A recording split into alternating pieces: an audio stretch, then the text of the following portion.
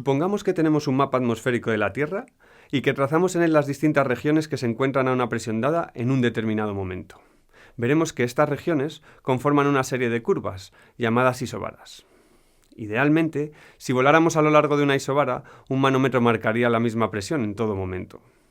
Dado un punto de una isobara, podemos definir el gradiente de presiones como la dirección de máxima variación de la presión, la cual es siempre perpendicular a dicha isobara en dicho punto. De este modo, podemos entender el fluido como una sucesión de curvas estratificadas, más o menos concéntricas y de geometría variable. Ahora pensemos en un tanque que se halla lleno de agua en reposo, en la superficie terrestre. Si delimitamos un cubito de agua dentro del tanque, centrado a una determinada altura, dado que está en equilibrio, la diferencia de presiones entre la parte inferior y la parte superior del cubito debe ser igual al peso del agua que lo conforma. Ello implica que el peso del fluido lo comprime a medida que descendemos, haciendo que la presión aumente linealmente con la profundidad, y siendo la constante de proporcionalidad la gravedad multiplicada por la densidad del fluido. De este modo, vemos que las isobaras son planos horizontales paralelos a la superficie terrestre. Es importante notar que la presión se ejerce en todas direcciones y que, por lo tanto, no hace falta que la columna de fluido esté justo encima. Esto justifica que vasos comunicados por su base con distintas geometrías e inclinaciones tengan siempre fluido hasta una misma altura. Una aplicación crucial en la historia de la física del principio general de la hidrostática introducido anteriormente es la medida de la presión atmosférica. En 1643, Evangelista Torricelli, el último discípulo de Galileo, determinó la presión de la atmósfera mediante un barómetro.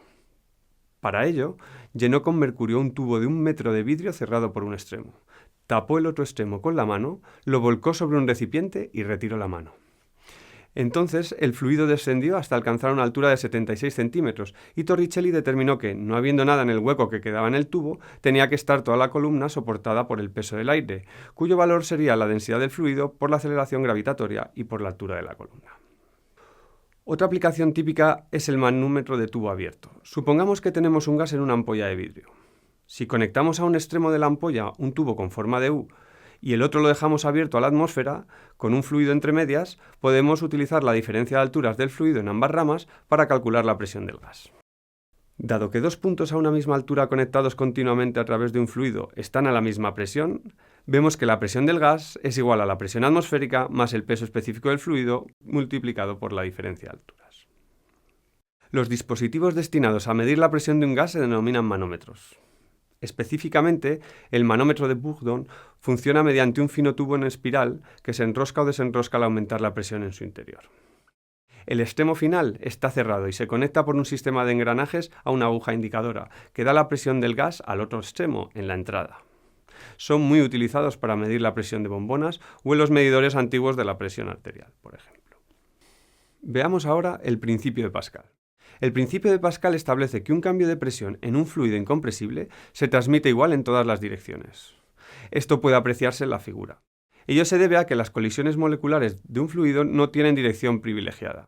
Estrictamente hablando, sin embargo, ningún fluido es perfectamente incompresible, y los cambios de presión se transmiten mediante ondas de presión con una direccionalidad dada. Veamos una de las aplicaciones sorprendentes de este principio. Una aplicación común del principio de Pascal es el elevador hidráulico, que, al igual que una palanca, permite amplificar fuerzas conectando dos pistones cilíndricos de diferente radio. De este modo, ejerciendo una fuerza relativamente pequeña sobre una superficie pequeña, podemos obtener una fuerza proporcionalmente grande sobre una superficie grande al otro lado, gracias al principio de Pascal.